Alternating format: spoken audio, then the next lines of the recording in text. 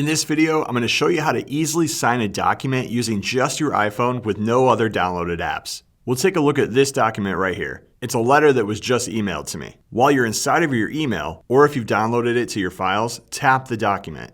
It'll then open it up in full view. Down here at the bottom of the page, you'll see the markup icon. Select that. There are a couple options that you have now. The first is if you just want to quickly sign the document and you don't care if it's uniform to future signatures, is just make sure that you have the pen selected at the bottom, choose your ink color, and then sign where you want your signature to be. When you're done, tap Done on the top right, and then you can either reply the signed document back to the sender, create a new email, or save it to your own files. But we have another option if you do want to create a uniform signature and you do this often. I'll go ahead and hit cancel and undo the signature that I've already made. While in markup, tap the plus sign on the bottom right here.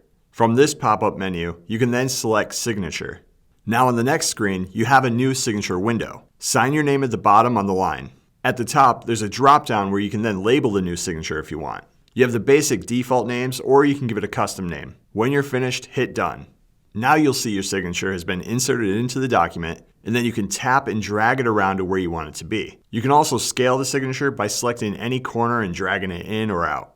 And again, when you're finished, tap done and then send it off or save it to your device. Now in the future, if you ever need to quickly add a signature to a document, just head into the file, choose markup, tap the plus sign, choose signature, and your saved signature will be there ready to go. And if you ever want to remove that signature or add another one to your device, you can also select Add or Remove Signature from the Signature menu, swipe to delete, or tap the plus sign in the top left to add a new one. And that's how you sign a document using your iPhone.